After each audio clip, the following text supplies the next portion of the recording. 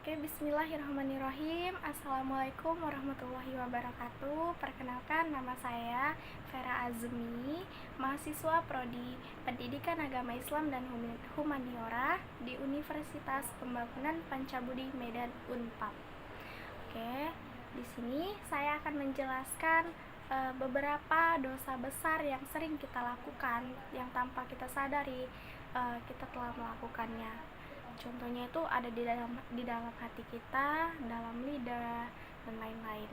Oke, yang pertama saya akan membahas tentang dosa besar yang ada di dalam hati kita, seperti syirik, senantiasa bermaksiat kepada Allah, terus kita merasa aman dari azab, berputus asa dari rahmat Allah. Nah, di sini kita juga dalam hati ini kita juga bisa menduakan Allah atau menyekutukan Allah dengan cara kita menggunakan bantuan ilmu gaib untuk menyelesaikan masalah kita. Contohnya, misalkan kita sedang putus cinta, kita datang ke dukun untuk membuat laki-laki tadi itu tertarik kepada kita. Itu contoh salah satu kita bersekutu kepada makhluk gaib. Yang kedua, kita merasa aman dari azab Allah. Kita merasa diri kita lah yang paling benar, kita nggak akan kena azab jika kita melakukan itu. Yang ketiga itu ada berputus asa dari rahmat Allah. Jadi kita tuh nggak percaya akan rahmat Allah. Contohnya kita sholat, kita berdoa, kita sering meminta sama Allah, tapi kenapa sih kok apa yang kita minta itu nggak pernah terwujud gitu dalam kehidupan kita.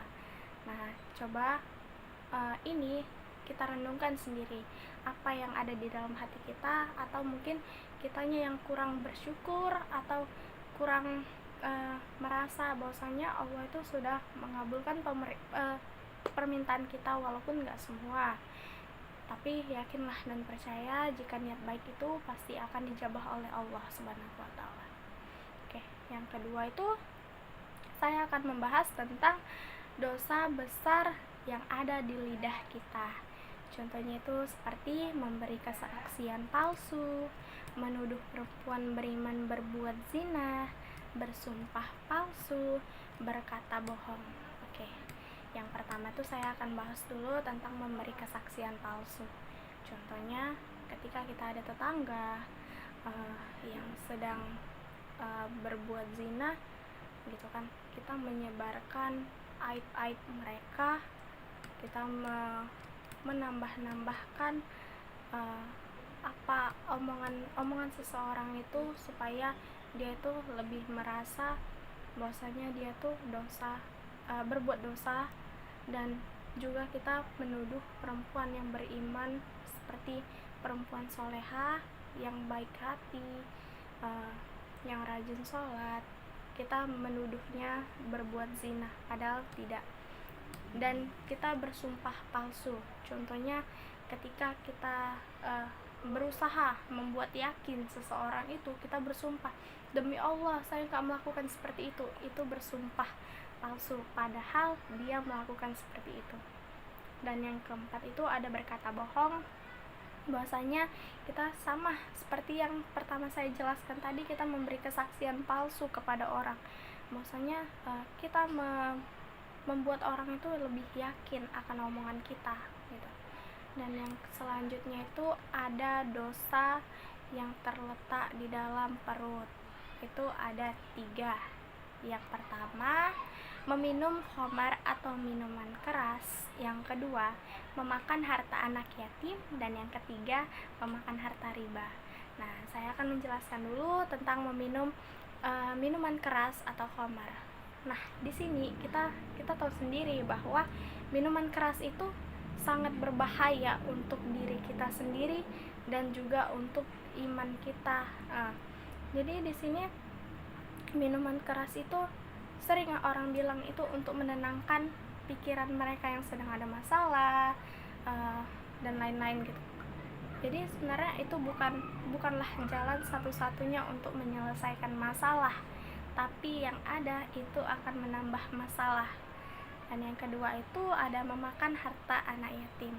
Jadi kita tahu anak yatim itu sama kedudukannya dengan kita yang sekarang, cuman bedanya kita belum merasakan seperti dia gitu. Setiap manusia yang hidup itu bakalan kehilangan, bakalan merasa kehilangan sosok orang yang sangat kita cintai, seperti orang tua ya.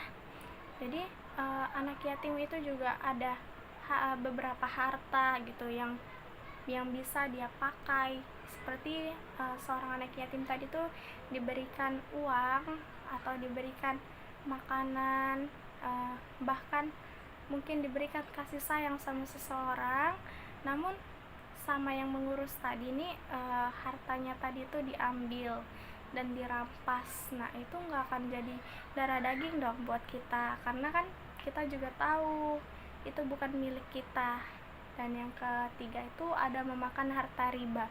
Nah harta riba ini contohnya kita memakan harta yang haram, yang bukan dari penghasilan kita sendiri tentunya ya teman-teman.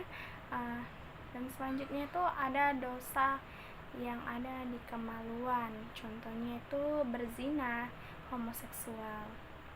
Yang pertama, berzina itu dosa yang dilakukan oleh sepasang wanita dan pria, atau seseorang yang berlawanan jenis yang melakukan seksual atau berhubungan badan seperti yang kita ketahui. Dan juga ada juga homoseksual yang dilakukan antara sejenis kelamin gitu, misalkan perempuan dengan perempuan, laki-laki dengan laki-laki gitu. Dan yang selanjutnya itu ada dua dosa yang terletak di tangan kita, yaitu yang pertama ada dosa yang melakukan pembunuhan, dan yang kedua pencurian. Nah pembunuhan ini bisa saja dilakukan oleh seseorang yang mungkin memiliki dendam pribadi kepada kita, atau mungkin omongan kita yang telah menyakiti hati mereka sehingga dia memiliki niat buruk kepada kita, ingin membunuh, karena mungkin apa yang kita lakukan itu selalu membuat dia merasa terganggu atau terusik. Dan yang selanjutnya itu adalah dosa melakukan pencurian, di mana kita mengambil harta atau barang-barang yang bukan menjadi hak milik kita, lantas kita melakukan pencurian atau kita merampasnya dari seseorang atau dari si pemilik tadi. Oke, baiklah, sekian dari apa yang telah saya jelaskan. Semoga apa yang telah saya jelaskan tadi bisa menjadi ilmu, bisa menjadi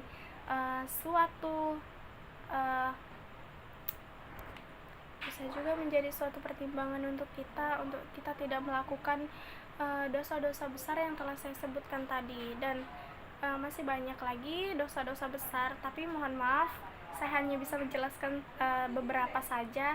Baiklah, sekian dan terima kasih. Saya ucapkan terima kasih dan alhamdulillahirabbil alamin. Assalamualaikum warahmatullahi wabarakatuh.